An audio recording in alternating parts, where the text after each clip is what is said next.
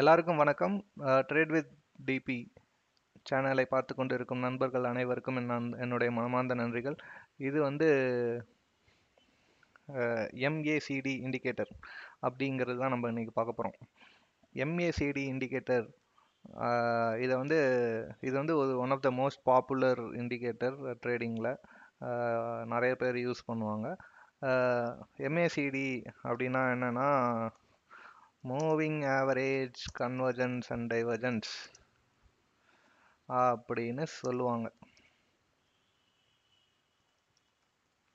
So இந்த MACD indicator அப்படின்றது எப்படி கால்குலேட் பண்ணுவாங்க அப்படின்னு பார்த்தீங்கன்னா, ஒரு ஸ்டாக்கோட க்ளோசிங் ப்ரைஸஸ், ஓகேங்களா, இந்த 12 டே ஓட க்ளோசிங் ப்ரைஸோட எக்ஸ்பொனென்ஷியல் மூவிங் ஆவரேஜையும் 26 டே க்ளோசிங் ப்ரைஸோட எக்ஸ்பொனென்ஷியல் மூவிங் ஆவரேஜையும் வச்சு கால்குலேட் பண்ணுவாங்க. ஸோ இதுதான் வந்து MACD formula. 12 day EMA minus the 26 day EMA. EMAனா எக்ஸ்பொனென்ஷியல் மூவிங் ஆவரேஜ், ஓகேங்களா. ஸோ இதிலிருந்து வர்ற ரிசல்ட்டை வந்து கிராஃபில் பிளாட் பண்ணுவாங்க, ஓகேங்களா. அது அந்த கிராஃபை பிளாட் பண்ணிக்கிட்டே வரும்போது, டெய்லி பிளாட் பண்ணிக்கிட்டே வரும்போது நம்மளுக்கு ஒரு லைன் சார்ட் கிடைக்கும். ஸோ அதுக்கு வந்து சிக்னல் லைன் ஒன்று இருக்குது. இந்த சிக்னல் லைன் ஒன்றும் இல்லை, 9 டே மூவிங் எக்ஸ்பொனென்ஷியல் மூவிங் ஆவரேஜோட பாயிண்ட்ஸை வந்து பிளாட் பண்ணிட்டு வருவாங்க. அதுதான் சிக்னல் லைன், ஓகேங்களா. இது ரெண்டுத்தையும் வச்சு ஒரு ஹிஸ்டோகிராம் வந்து நம்மளுக்கு கிடைக்கும். அது என்னன்னா, இந்த MACD வேல்யூ வருது இல்லைங்களா, அந்த வேல்யூவையும் சிக்னல் லைன் வர வேல்யூவையும் மைனஸ் பண்ணால் நமக்கு ஒரு வேல்யூ கிடைக்கும். அதை வச்சு தான் ஹிஸ்டோகிராம் பிளாட் பண்ணுவாங்க. அதை வந்து நம்ம எப்படி மொமெண்டம் அப்படின்னு கூட சொல்லுவாங்க அந்த ஹிஸ்டோகிராமை.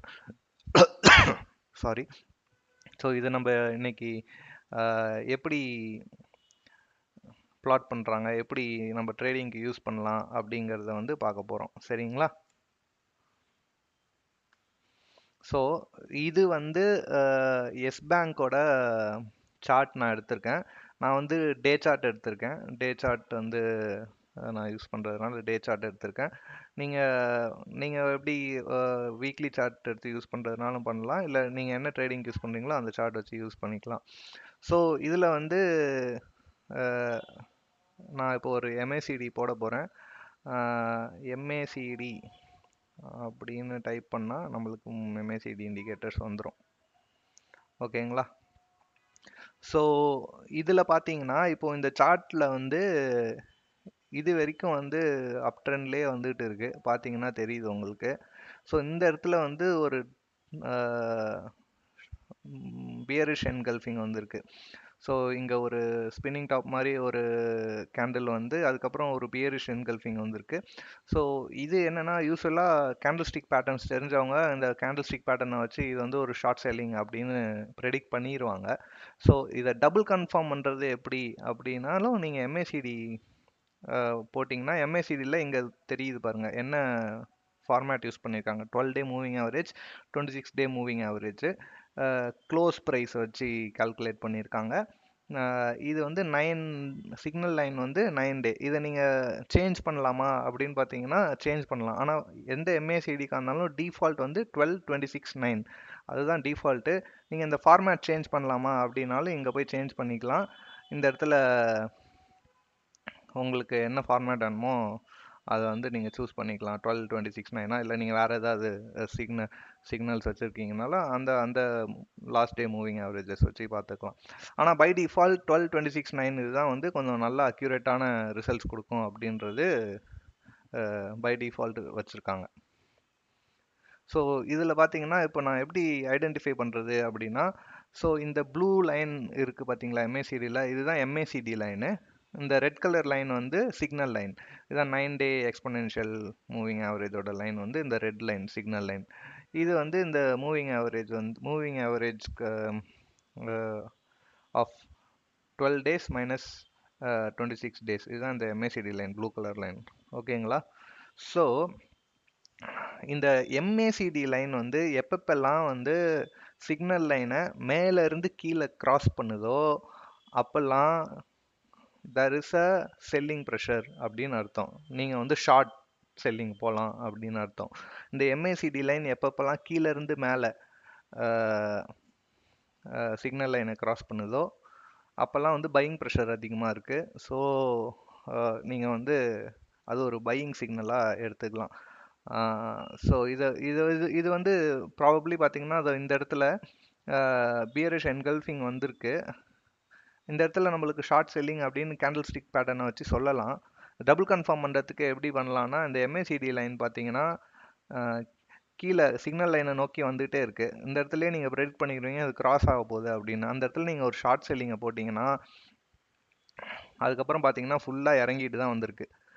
ஃபுல்லாக ஷார்ட்டும் பார்த்தீங்கன்னா ப்ரைஸ் வந்து இறங்கிட்டு தான் வந்திருக்கு, குறைஞ்சிட்டே வந்திருக்கு. அதுக்கப்புறம் இந்த பாயிண்ட் வந்து MACDயில் இந்த பாயிண்ட் வந்து ஜீரோ லைன் அப்படின்னு சொல்லுவாங்க. எப்பெல்லாம் வந்து இந்த MACD லைன் ஜீரோ லைனை கிராஸ் பண்ணி கீழே வருதோ அப்பெல்லாம் ஒரு ட்ரெண்ட் ரிவர்சல் நடக்குதுன்னு அர்த்தம். ஸோ இது வரைக்கும் இங்கே பார்த்தீங்கன்னா இது வரைக்கும் அப் ட்ரெண்ட்லேயே வந்துகிட்டு இருக்கு. இந்த இடத்துல நீங்கள் ஜீரோ லைனை கிராஸ் பண்ணோடனே இட்ஸ் அ டவுன் ட்ரெண்டு. இப்போ எங்கே இந்த இடத்துல கிராஸ் ஆகுதா? கரெக்டாக இந்த இடத்துல கிராஸ் ஆகுது. இதோட சார்ட் பார்த்தீங்கன்னா இதுக்கப்புறம் ஒரு கேப் டவுன் ஆகி ட்ரெண்டு ரிவர்ஸ் ஆகிருக்கு. அதுக்கப்புறம் ஃபுல்லாக டவுன் தான். ஸோ இது வந்து ஒரு ட்ரெண்ட் ரிவர்சல் கான அறிகுறி. எப்போல்லாம் இந்த ஜீரோ லைனை கிராஸ் பண்ணுதோ அப்போல்லாம் ட்ரெண்ட் ரிவர்சல் நடக்கும். ஸோ மேலேருந்து கீழே கிராஸ் பண்ணால் அது வந்து டவுன் ட்ரெண்டு, கீழேருந்து மேலே கிராஸ் பண்ணால் அது வந்து அப் ட்ரெண்டு. ஸோ இதை எப்படி நம்ம இன்னொரு விதமாக எப்படி அனலைஸ் பண்ணலாம், எப்படி கண்டுபிடிக்கலாம் அப்படின்னா, இந்த கிராஸ் ஆகுது இல்லைங்களா, இந்த கிராஸ் ஆகிறதுக்கு முன்னாடி எப்பப்பெல்லாம் ஒரு பெரிய பிரேக் அவுட் நடக்கும் அப்படின்றது அந்த ப்ராபபிலிட்டி கண்டுபிடிக்கிறதுக்கு இந்த இடத்துல இந்த மொமெண்டம் ஹிஸ்டோகிராம் பார்க்குறீங்கல்ல, இந்த ஹிஸ்டோகிராம் பார்க்கும்போது எப்பப்பெல்லாம் இந்த ஹிஸ்டோகிராம் ரொம்ப கம்மியாக இருக்கோ, இல்லை அந்த இடத்துல ஒரு ஹிஸ்டோகிராமே இல்லாத மாதிரி தெரியும், அப்போ இல்லைன்னா ரொம்ப கம்மியாக இருக்கும், அந்த டைமில் பார்த்தீங்கன்னா கண்டிப்பாக ஒரு பெரிய பிரேக் அவுட் நடக்கிறதுக்கான அறிகுறி தெரியுதுன்னு அர்த்தம்.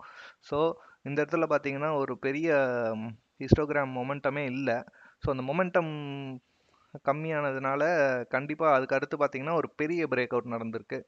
பெரிய பிரேக் அவுட்டுக்கு அப்புறம் ஃபுல்லாக டவுன் ட்ரெண்டு தான். அந்த அந்த பிரேக் அவுட் ப்ராபபிலிட்டி இப்படி நம்ம ப்ரெடிக்ட் பண்ணலாம். அந்த மொமெண்டம் வந்து எங்கெங்கெல்லாம் கம்மியாக இருக்கோ இல்லை மொமெண்டமோ இல்லையோ அப்போல்லாம் வந்து பிரேக் அவுட் நடக்கிறதுக்கான சாத்தியக்கூறுகள் அதிகம். அந்த பிரேக் அவுட் வந்து டவுன் ட்ரெண்டாக தான் இருக்கணும் அப்படின்றது ஒன்றும் அப்படி கிடையாது. அந்த பிரேக் அவுட் வந்து அப் ட்ரெண்டாகவும் இருக்கலாம், டவுன் ட்ரெண்டாகவும் இருக்கலாம். ஆனால் பிரேக் அவுட் நடக்க போகுது அப்படின்றத வந்து நீங்கள் இந்த மொமெண்டம் வச்சு கால்குலேட் பண்ணிக்கலாம். ஸோ யூஸ்வலாகவே வந்து MACD லைனும் சிக்னல் லைனும் அப்பர் ஹாஃப் ஆஃப் த இந்த ஜீரோ லைனுக்கு மேலே அப்பர் ஹாஃபில் இருந்தால் அது வந்து அப் ட்ரெண்டில், ஸ்டாக் வந்து அப் ட்ரெண்டில் இருக்குன்னு அர்த்தம். டவுன் லோவர் ஹாஃபில் இருந்தால் டவுன் ட்ரெண்டில் இருக்குன்னு அர்த்தம். ஓகேங்களா? ஸோ இதுக்கப்புறம் பார்த்தீங்கன்னா இந்த எஸ் பேங்க் வந்து ஃபுல்லாக டவுன் ட்ரெண்ட்லேயே தான் இருந்திருக்கு. ஸோ இது இந்த இடத்துல வந்து இந்த இடத்துல ஜீரோ லைன் கிராஸ் பண்ணியிருக்கு. ஸோ இந்த இடத்துல பார்த்தீங்கன்னா ஒரு மொமெண்டமே இல்லாத மாதிரி ஒரு இடம் வருது பார்த்தீங்களா, இந்த இடத்துல ஒரு 2-3 நாள். அதுக்கப்புறம் ஃபுல்லாக சிக்னல் லைன் கிராஸ் ஆகிருக்கு. பட் ஆனால் எப்போவுமே பார்த்தீங்கன்னா மொமெண்டம் வந்து எப்போல்லாம் ஸ்ட்ராங்காக இருக்கோ அப்போ தான் ஒரு பவர்ஃபுல்லான ரிவர்சல் நடக்கும். இந்த இடத்துல பார்த்தீங்கன்னா இங்கே வந்து ஒரு ஸ்ட்ராங் மொமெண்டம் தெரியுது உங்களுக்கு. இந்த ஹிஸ்டோகிராம் வந்து ஒரு பெரிய ஹிஸ்டோகிராமாக தெரியும். இந்த மாதிரி ஒரு ஸ்ட்ராங் மொமெண்டம் இருந்தால் தான் வந்து கன்ஃபார்மாக ரிவர்சல் நடக்கும் அப்படின்றத சொல்ல முடியும். ஸோ இந்த ஸ்ட்ராங் மொமெண்டம்க்கு அப்புறம் பார்த்தீங்கன்னா இந்த இடத்துல லைட்டாக ப்ரைஸ் இந்த இடத்துல ஏறி இருக்கு பார்த்தீங்களா, ஓகேங்களா? அப்போ தான் வந்து நம்மளுக்கு ஒரு பிரேக் அவுட் நடக்க போகுது அப்படின்றத ப்ரெடிக்ட் பண்ணலாம்.